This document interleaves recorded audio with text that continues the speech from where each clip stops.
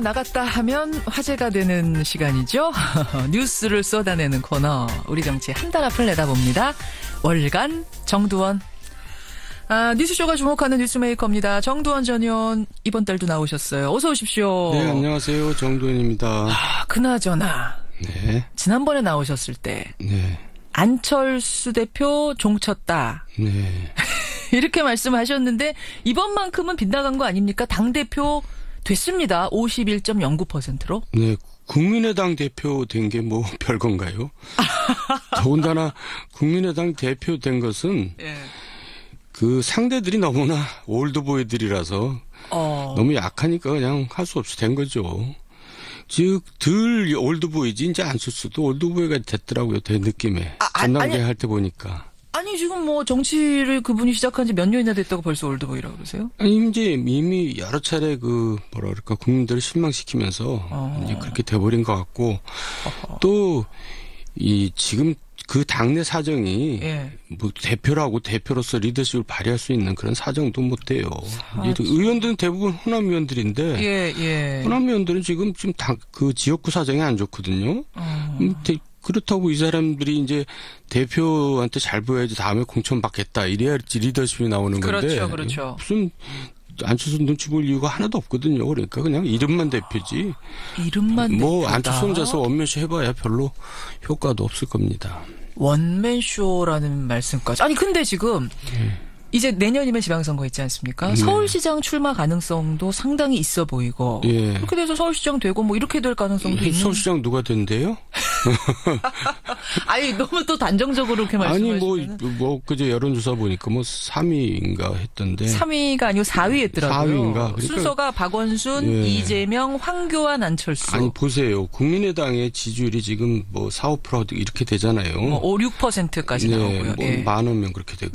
안철수 인기가 좋다면 그렇게 하겠어요. 그러니까 국민의당 후보로 나가면 가능성이 없고 이제 뭐 요새 얘기 나오는 뭐 야권 연대 해가지고 서울시에 안철수 나오고 경기도에 남경필 나가고 이제 인천에 유종국 나가고 뭐 이렇게 그런 식으로 해가지고 하면 혹시 모를까 단독으로 나와서는 안 되죠. 하지만 안철수는 반드시 나가야 됩니다. 반드시 자기가 당을 위해서 뭐 자기가 할 일을 한다 그랬잖아요. 그 서울시장 나가는 거 말고 할 일이 뭐가 있겠어요. 떨어지더라도 나가야죠. 왜냐하면 이제 그 후보들이 쭉 나갈 거 아니에요. 저 기초단체장이나 광역위원이나 쭉 나가는데 안철수 얼굴이라도 밀고 끌고 가야지. 그것도 안 하면은 그건 대표도 아니죠. 자기가 떨어질 거라고 안 나간다 그러면 이 양반은 자기가 한 말을 또 못 지키는 거죠. 어떤 바람을 일으키기 위해서라도 당에다가. 바람 뭐 불지도 않을 겁니다. 너무 아니 근데 너무 안 된다고 하시면 안 되는 게 박원순 시장한테 과거에 안철수 대표가 양보한 거 있지 않습니까? 그 박원순 시장이 양보할 가능성도 뭐 덜어 이야기하는 분도 계시던데. 아니 근데 그게 이제 잘못됐다는 거예요. 안철수가 박원순한테 양보하지 않았어요. 아니 양보한 거 아니에요 그때? 양보한 게 아니라 그때는 이제 서울시장 나온다고 정치에 이제 들어왔는데 반응을 보니까 폭발적이거든요. 폭발적이었죠. 서울시장 나가면 아까운 거예요. 내가 봐도. 그러니까 본인이 양보하는 척하고 폼 잡으면서 대선으로 간 거죠. 그게 무슨 양보예요. 그런 판단을 나는 왜 그렇게들 순진하게 판단하는지 이해를 못 하겠어요. 세상에 정치판에서건 사업에서건 양보라는 건 자기가 남으니까 양보하지 일방적으로 양보하는 게 세상에 어디 있어요. 게다가 안철수 대표는 그 당시 사업가인데 그 정도 계산이 안 됐겠느냐. 그걸 양보라고 하는 사람들은 정말 순진한 사람들이고 지금 김현정 씨는 괜히 순진한 척하는 거죠. 저는 척하는 겁니까? 그래서 양보가 아니라 사실상 더 계산해서 대선으로 지켜낸 그러면서 자기 또 점수 또 왕창 딴 거죠. 양보하는 모습을 보이면서. 안철수 멋있다 뭐 이러고. 그러니까 이제 그런 순수하지 않음이 다 드러나고 있는 거죠. 그렇게 보시는 거군요. 그럼 박원순 시장도 그걸 모를 리 없고 이번에 뭐 양보를 해라라는 무언의 압박이 있더라도 흔들릴 이유가 없다. 이렇게 보시는 거예요. 그래요. 그러면 박원순 시장은 나오겠습니까? 서울시장 3선에 이미 도전하겠습니까? 뭐 나온 거나 마찬가지예요. 일단 제일 서울시 직원들이 제일 잘 알잖아요. 시장이 뭐 하는 거 분야 보면은 서울시장 나오죠. 나올 수밖에 없다. 아니 뭐 국회의원이라든지 그 이런 쪽으로 나올 가능성은 없겠어요? 그 양반이 서울시장 하다가 국회에 나가겠어요. 그런가요? 아니 왜냐하면 이분도 대선을 생각하는 분이기 때문에. 근데 경험이 지금 시장 경험 하나밖에 없기 때문에 뭐 조금 더 보폭을 넓혀서. 본인은 이제 대선 가능성은 본인이 그렇게 없다고 생각할 겁니다. 지난번 경험해보고. 그리고 그분 별로 인기 없어요. 아유, 또 왜 그러세요? 아니, 당이 후보로 나가니까 서울시장이 되는 거지. 네. 개인적으로는 사실 별로 매력이 없어요. 더불어민주당 후보로 나갔기 때문에 된 거지. 그분이 무슨 인기가 있어요? 매력이 있어요? 아니, 매력 있지 않아요? 박원순 시장? 저 취향이 이상하시네. 개인적으로 매력 못 느끼시는 거예요? 서울시 공무원 중에서 가장 인기 없는 시장이 박원순 시장이에요. 그래요? 공무원들한테? 예, 한번 물어보세요. 이건 뭐 여론조사 해보신 것도 아니니까 주변에서 느끼게 하는 그렇다는 말씀이신 거죠? 자, 그러면 이분은 결국은 시장을 한 번 더 하면서 대선에 나가도 될 것인가 말 것인가를 다시 저울질하게 될 것이다. 이런 느낌으로 지금 계획을 보시는 거군요. 보수 진영에서는 황교안 전 총리가 이름을 올렸어요. 그것도 여론조사 3위로. 아직 정치활동 뭐 본격적으로 하지도 않았는데 그냥 페북 정치하는 정도거든요. 페북은 열심히 하시더라고요, 이분이. 그래요? 그렇더라고요. 왜냐하면 할 게 없잖아요. 뭐 국무총리하고 나서 할 게 뭐가 있겠어요. 집에서 할 게 없으니까. 페북이나 하죠. 저도 국회의원 떨어지고 나니까 할 게 정말 없더라고요. 그래? 어디 불러주는 데도 없고. 뭐 여기나 김현정에서 전화 불러주지. 전화 불러드리는 거. 별 말씀을. 그게 결국은 이분 나올까요? 황교안 전 총리. 결국 뭐 본인은 나가고 싶어하는 것 같은데 나와도 안 됩니다. 이분도. 안 됩니까? 제가 늘 얘기하잖아요. 서울시장 정도 큰 선거에서는 자기가 스스로 큰 사람들이 국민을 선택을 하지 남이 키워준 사람은 절대 선택하지 않습니다. 그래 김황식 총리도 뭐 굉장한 것 같지만 막상 나오니까 국민들이 별로 반응이 없잖아요. 아니 그렇지만 지금 보수 진영을 대표할 만한 인물이 없기 때문에 보수층이 뭉쳐서 밀 수도 있는 거 아닌가요? 밀어봤자 지금 보수층에 뭐 결집률이 뭐 얼마나 됩니까?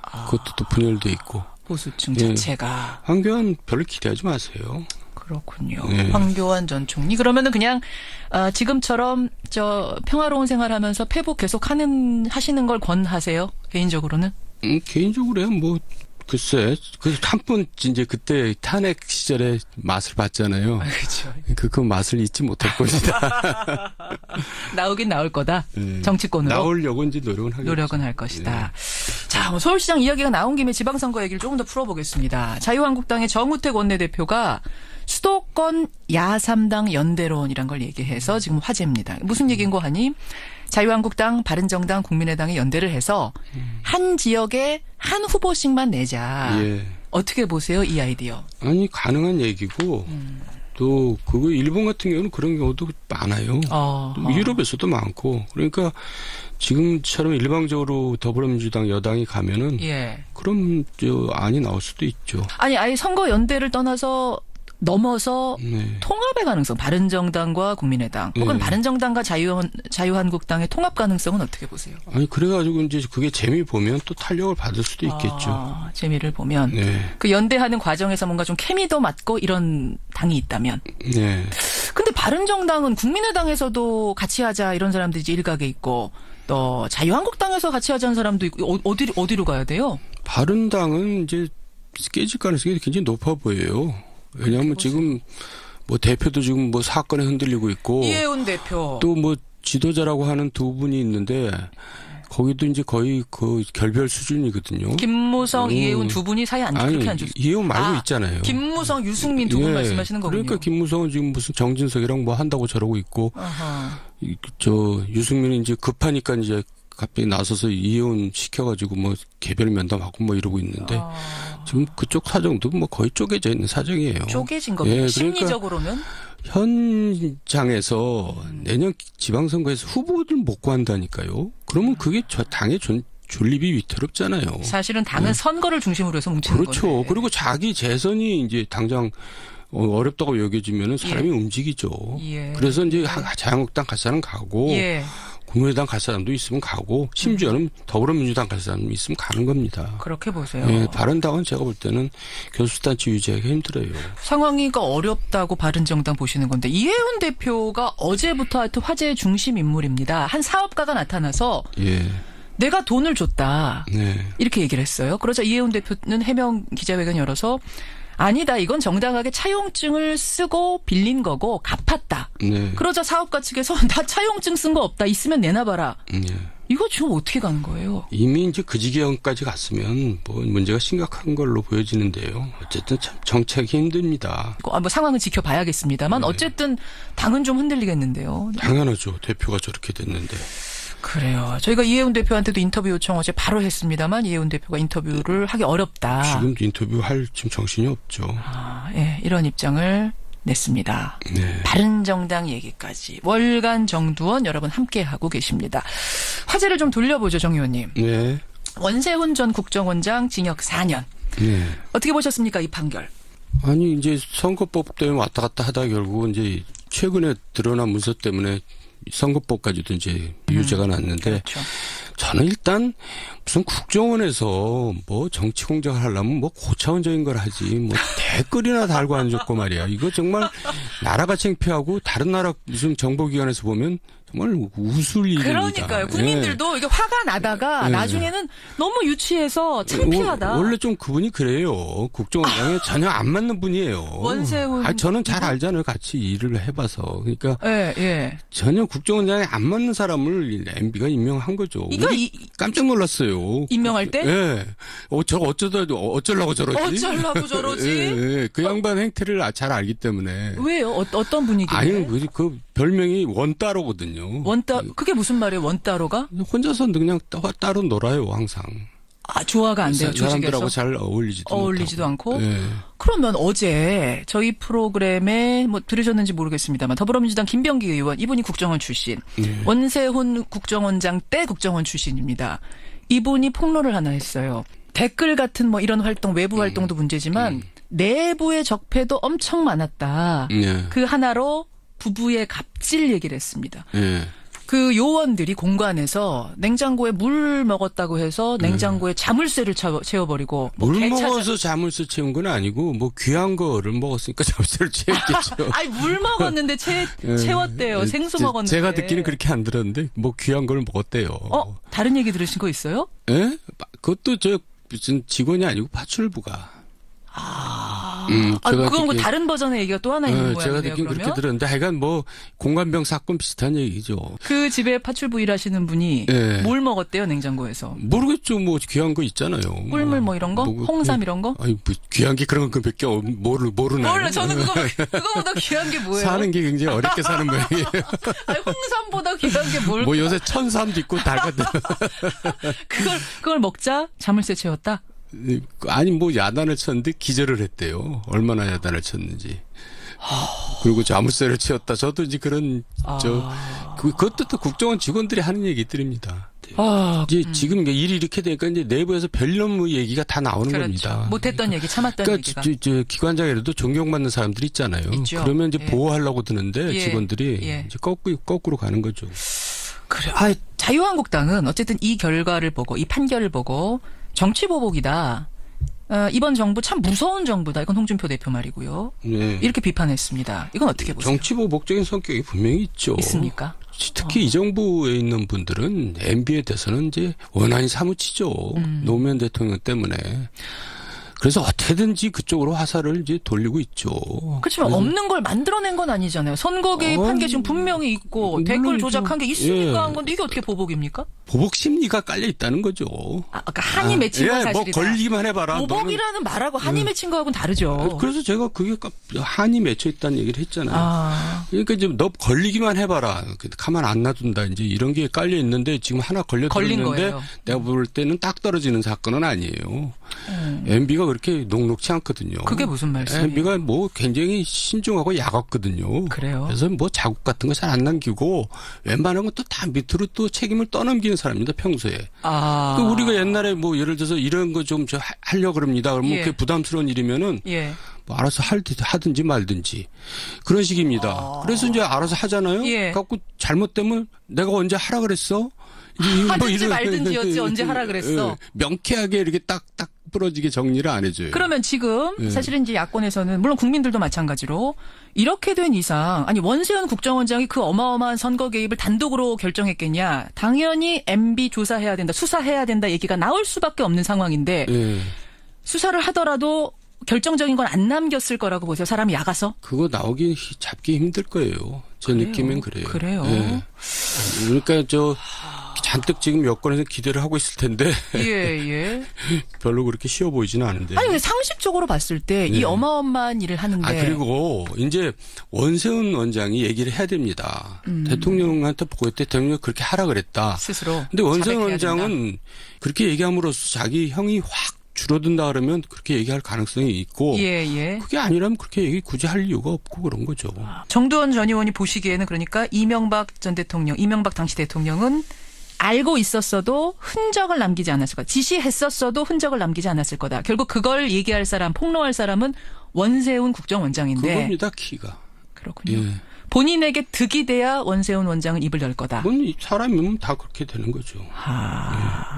원세훈 국정원장 징역 4년 얘기 잠깐 해봤고 현 정부 얘기도 잠깐 해보죠. 인사 문제를 또 거론하게 되는데 박성진 중소벤처기업부 장관 후보자 어제 그 역사관 논란에 대해서 사과를 하고 국가에 봉사할 기회를 달라. 내가 좀 잘 몰라가지고 얘기했던 거다.